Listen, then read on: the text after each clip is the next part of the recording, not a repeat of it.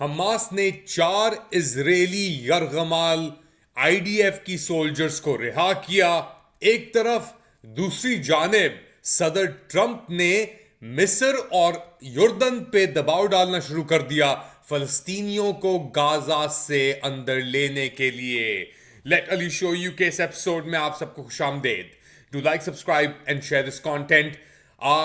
जो पिछले 24-48 घंटे गुजरे हैं दुनिया में, उसने एक तरीके से तहलका मचा के रख दिया है। पहले शुरू करते हैं प्रेसिडेंट डोनाल्ड ट्रंप। इनकी गुफ्तगू हुई है मीडिया से, हर रोज ही एक तरीके से गुफ्तगू हो रही है। ये पहुंचे हुए थे, लॉस एंजलिस भी गए हुए थे पिछले 24 घंटे के अंदर। वहां पे जो आतिश जो आग लगी और तबाही हुई, तकरीबन 60 से 70 अरब डॉलर का नुकसान हुआ है कुछ ही दिनों के अंदर। तो प्रेसिडेंट ट्रंप वहां पे आए और उन्होंने मुलाकात की गवर्नर न्यूसम से और लोगों से भी। मगर जो अहम बात निकली इस पूरी कार्रवाई के एंड के अंदर, ऑब्वियसली डीसी वापस आके भी, वो ये है कि वो उनका कहना है कि मिस्र को और जॉर्डन को फलस्तीनी जो गाजा के अंदर हैं उनको अंदर लेना पड़ेगा, क्योंकि गाजा एक डेमोलिशन साइट बन के रह गई है। अब ट्रंप साहब ने पहले भी कहा है कि जी बड़ी खूबसूरत कोस्ट लाइन है, उसको हम रिकंस्ट्रक्ट कर सकते हैं। जैरेड कुशनर ने भी ये कहा है कि गाजा के अंदर प्रॉपर्टी का बहुत स्कोप है। तो इनका इरादा है कि फलस्तीनियों को अपने जो कुछ बचा तो नहीं है वहां पे, मगर फिर भी अभी वहां पे तकरीबन 15 लाख 16 लाख के करीब फलस्तीनी मौजूद हैं। तो उनको उन 16 लाख लोगों को उठा के या तो मिस्र लेके जाया जाए या जॉर्डन लेके जाया जाए। ये अब इतना फिंटेस्टिकल एक आइडिया है और इसके ऊपर इतना सब कुछ हो जाने के बाद और ऑब्वियसली जंग बंदी के मुआहदे के बाद तो मुमकिन नहीं लगता कि इस चीज पे अमल दरामद होगी। मगर ट्रंप हर जगह पे फायरिंग कर रहा है बेसिकली। उसने डेनमार्क के ऊपर ग्रीनलैंड को लेके भी फायरिंग की है। उसके साथ भी जो रिलेशनशिप है, डेनमार्क की क्या औकात और अमेरिका की क्या औकात। अब अमेरिका को ट्रंप डेनमार्क के लेवल पे ले आया है बेसिकली, अगर आप देखें उस तरीके से। तो एक ऐसा माइंडसेट कि यार या तो मेरा रास्ता है या फिर हम देख लेंगे तुम्हें। तो इसके बाद यही एक पेशकश आई है सामने की, जी सब फलस्तीनियों को जो गाजा के अंदर मरे हैं नहीं मरे उनको निकालें और लेके जाएं मिस्र और जॉर्डन। अब मिस्र के अंदर वैसे ही सबसे बड़ी अरबी स्पीकिंग मुल्क है मिडल ईस्ट के अंदर, और टेंशन्स वहां पे वैसे ही मौजूद है। अब्दुल फताह अल सीसी 2013 के अंदर उन्होंने मोहम्मद मोर्सी को उनकी मुस्लिम ब्रदरहुड इखवान की हुकूमत को गिराया था। उसके बाद उन्होंने वहां पे कई मैसेकर भी किए, कत्लो गैरत भी हुई, लोगों को तहरीर स्क्वायर के ऊपर भी मारा गया। और जो अपना 12 साल होने को आ रहे हैं बेसिकली उनके इक़्तिदार को एक तरीके से, और इसके दौरान उन्होंने एक बहुत बड़ा महल बनाया है। उन्होंने गाजा के अंदर जो हो रहा है उसे होने दिया है। अमेरिका को बड़ी सपोर्ट भी की है, इसराइल को भी बहुत सपोर्ट की है सहूलतकार इस तरीके से कि जो इसराइल के बॉर्डर जो था, रफा बॉर्डर, उन्होंने अपनी तरफ से नहीं खोला क्योंकि इसराइल ने उनको इजाज़त नहीं दी।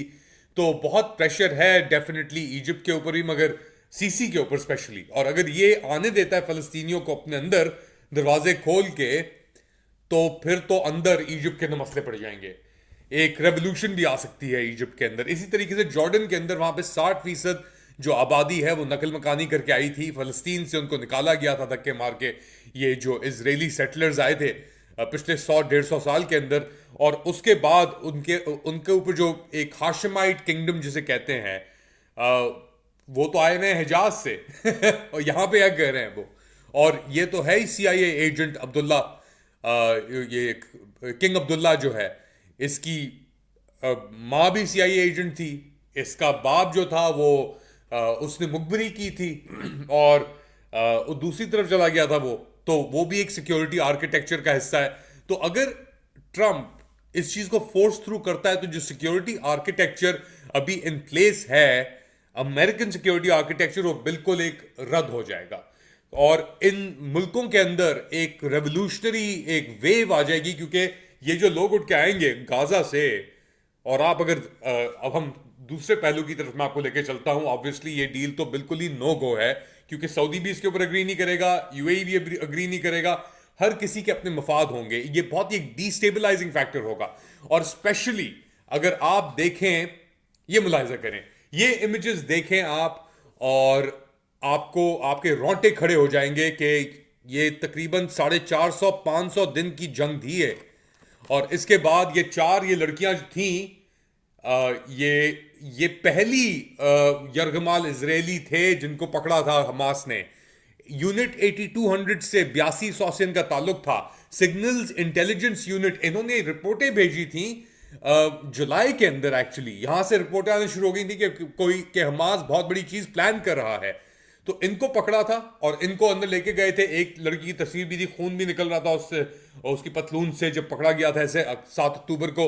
तो अब 15 महीने गुजर जाने के बाद ये स्पेक्टिकल, ये वीडियो देखें और ये लड़कियां क्या कह रही हैं। एक मुख्तसर सी वीडियो, उसके बाद बात को आगे बढ़ाते हैं। السلام عليكم مرحبا. شكرا لكتاب السام على كل المعاملة الكويسة. شكرا للأكل والشرب والملابس. شكرا للشباب اللي كانوا يحفظوا علينا ويديروا باله علينا من كاسف. وإن شاء الله يكون الكل يوم سعيد وأحسن يوم وكلنا نكون بخير. اليوم 25/1/25. तो ये 4 लड़कियां अब आ गई, अपनी फैमिली से ही मिल गई। मगर इतना बड़ा ये एक सक्सेस है हमास के लिए या और फलस्तीनियों के लिए कि आपकी सोच होगी। और इस एक चीज ने, क्यों मेरे जानने वाले हैं, दोस्त हैं कम्युनिटी के अंदर, इजराइल के अंदर भी और इजराइल से बाहर भी, जो इजरायली मुकीम है उनसे मेरी बात होती है। वो बहुत परेशान हैं। उनमें से बहुत सारे लोग कहते हैं कि यार ये जो तस्वीरें आ रही हैं ये हमारे लिए, जो हमने 15 महीने की जंग लड़ी है, वो बिल्कुल ही उसने पूरी जंग एक तरफ, और ये जो तस्वीरें ये 4 लड़कियों की जो छूटने की आई हैं, इतनी बड़ी प्रोपेगेंडा विक्ट्री हमास के लिए ये हुई है। और उसके अगर आप देखें पूरा एक स्टेज जो सेटअप किया गया था, उसके ऊपर हिब्रू के अंदर भी लिखा हुआ था the Zionist will never win, और अंग्रेजी में भी लिखा हुआ था अलक्सा स्टॉर्म, जो अक्टूबर 7 को जो ये हमास जिसको ये मिशन कहता है। तो इतना एक दर्जा फलस्तीनियों का बुलंद हो गया है इस चीज से, और हमास का स्पेसिफिकली इस चीज से अब उनके ऊपर ग्लिटर फेंका जा रहा है। एक औरत आके ग्लिटर फेंक रही है, और कुछ हमास के लोगों ने टाजोर M16 जो इजरायली वेरिएंट है जिसका, वो भी पकड़े हुए हैं साथ में। एलीट फोर्सेस को जो दिया जाता है इजरायलीज के, वो उन्होंने राइफल्स और गन्स उनके पास आ गई हैं। तो हमास का ये प्रोपेगेंडा विक्ट्री अगर आप देखी जाए, और इन लड़कियों की जो वीडियो दिखाई गई पूरा कोरियोग्राफ करके 4K हाई रेजोल्यूशन के अंदर, अनबिलीवेबल और इमोशनल। एक इस तरीके से कि वो लड़कियां आई, वो अपना हाथ हिला रही हैं। 450 दिन उन्होंने जंग देखी। इस जंग के अंदर शुरुआत के अंदर तकरीबन कोई 150-200 के करीब इजरायली थे, और उनको वो उसके अंदर इजरायलियों ने अपने बंदों को खुद ही मारा। हैनिबल डायरेक्टिव के थ्रू जो गाड़ियां जली हुई आप देखते हैं, वो इजरायलियों ने खुद ही किया, उनके अपाची ने। वो तो खबरें आ गई इसकी। AI टेक्नोलॉजीज इस्तेमाल की गई यहां पे। लैवेंडर करके एक सिस्टम इस्तेमाल किया गया जिसने वॉरफेयर को तब्दील करके रख दिया। यानी पहले अगर ह्यूमन करता है एक टारगेट के ऊपर 5 कोलैटरल का, उसने एक टारगेट के ऊपर 100 कोलैटरल कर दिया। तो इस तरीके से वॉरफेयर तब्दील की इस गाजा वॉर ने। उसके बाद सब चीजों के बाद फलस्तीनी भी सर्वाइव कर गए, हमास के रैंक्स फट गए, इतनी रिक्रूटमेंट हुई उनकी कि आपके सामने चीज आगे खड़ी है। और एक प्रोपेगेंडा विक्ट्री मिल गई कि जो लोग निकल रहे हैं, वो जो इजरायली छूट के निकल रहे हैं हमास के कब्जे से, कैप्टिविटी से, वो तारीफें कर रहे हैं, शुक्रिया कर रहे हैं अपने कैप्टर्स का। अब आप इसको स्टॉकहोम सिंड्रोम कहें, जो कहें, वो आपके ऊपर है। बट ये बहुत रिमार्केबल और बहुत ही ग्राउंड ब्रेकिंग, ट्रांसफॉर्मिंग इमेजेस हैं जो सेट करेंगे कोर्स अगले 50 साल का। और ना सिर्फ ये, याया सिनवार का दर्जा अब यासिर अराफात से ऊपर जा चुका है, और वो डिफाइन करेगा, वो लीडर। और उसका जो एग्जाम्पल अल जजीरा की डॉक्यूमेंट्री आई है, अल जजीरा अरबिक की, अगर आपको मौका मिले जरूर आप देखिएगा। इसके अंदर याया सिनवार दिखाते हैं कि किस तरीके से वो फिर रहा है अपने आप को एक अपने ऊपर कपड़ा डाल के, चादर डाल के, और इजरायली टैंक सामने हैं उन एरियाज के अंदर जो इजराइल ने जिनको क्लियर कर दिया था कोट एंड कोट, वहां पे वो अंदर जाके प्लानिंग कर रहा है और क्या वो बातें कर रहा है, किस तरीके से एक नई एक मिशनरी जील, एक नहीं होती रेवोल्यूशनरी जील, वो आ गई है अब इस पूरी मूवमेंट के अंदर फलस्तीन के लिए।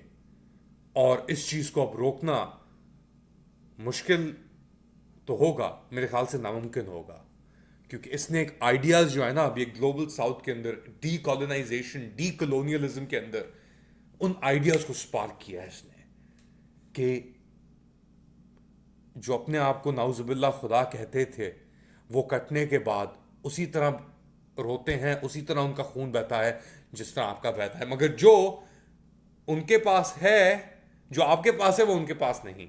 उनके पास दुनिया की सबसे बड़ी ताकतें, सब चीजें हों, वेपन्स, ये वो, मगर एक बंदा उसने अपनी छड़ी के साथ भी उस पूरी वेपन के सामने वो एक सिंबल बन के आ गया। और यही चीज है, यही ताकत है, यही स्पार्क है जो पूरी चीज को, पूरे मिशन को आगे बढ़ा रही है। आप क्या समझते हैं बताएं मुझे कमेंट सेक्शन के अंदर। To like, subscribe and share this content. फलस्तीनियों के लिए भी दुआ करें, पाकिस्तानियों के लिए भी दुआ करें, और उम्मीद करें कि दुनिया बेहतरी की तरफ जाए, मगर लग नहीं रहा कि चीज़ें बेहतरी की तरफ जाएंगी एक तरफ। दूसरी तरफ एग्जाम्पल्स ऐसे भी आ रहे हैं जो नामुमकिन सिचुएशंस के अंदर भी डटे हुए हैं और खड़े हुए हैं। अल्लाह हाफ़िज़।